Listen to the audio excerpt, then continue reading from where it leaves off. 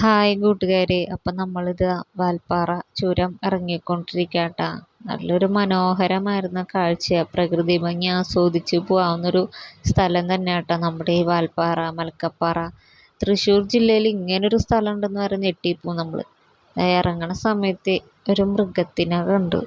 എന്താണെന്ന് മനസ്സിലാവണില്ല, പേരൊന്നും അറിയില്ല. പക്ഷെ പുള്ളിക്കാരനൊരു പാവാന്ന് തോന്നുന്നു. ഫുഡൊക്കെ കഴിച്ചിങ്ങനെ കണ്ട അങ്ങോട്ടും ഇങ്ങോട്ടും ആരും ഉപദ്രവിക്കണമൊന്നുമില്ല കേട്ടാ.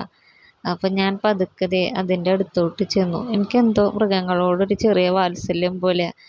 അവരും എന്നെ ഉപദ്രവിക്കാറില്ല കേട്ടാ. എന്നാലും ചെറിയൊരു ഉള്ളിൽ പേടിയൊക്കെ ഉണ്ട്. കണ്ട ആള് എന്നെ വട്ടം ചുറ്റിയിട്ട് അങ്ങോട്ട് പോയി. ആളുടെ ഭക്ഷണത്തിനായിട്ടുള്ള കാര്യങ്ങൾക്ക് വേണ്ടിയിട്ട് ഇതേ പുല്ലൊക്കെ കഴിച്ചുകൊണ്ടിരിക്കുക. അപ്പം ഞാനിങ്ങനെ സംസാരിക്കുന്നുണ്ട്.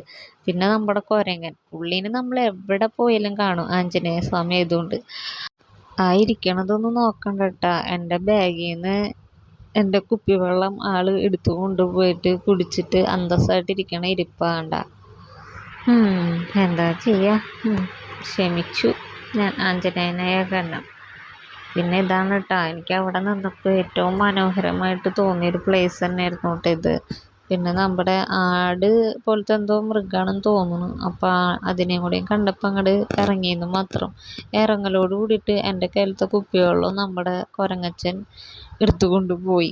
ഒന്നും പറഞ്ഞില്ല. ആൾക്ക് തോന്നി, ആളെൻ്റെ ബാഗിൽ നിന്ന് കറക്റ്റായിട്ട് എടുത്തു. വേറെ ഒന്നും എടുത്തില്ല കേട്ടോ. അപ്പം ഞാൻ ഇതിനൊക്കെ കണ്ട സന്തോഷത്തിൽ ഇങ്ങനെ നിൽക്കുക. ഇതാണ് നമ്മുടെ ചുരം. ചുരം ഇറങ്ങുമ്പോൾ ചെറിയൊരു ബുദ്ധിമുട്ടും വിഷമമൊക്കെ ഉണ്ടായിരുന്നു കേട്ടോ.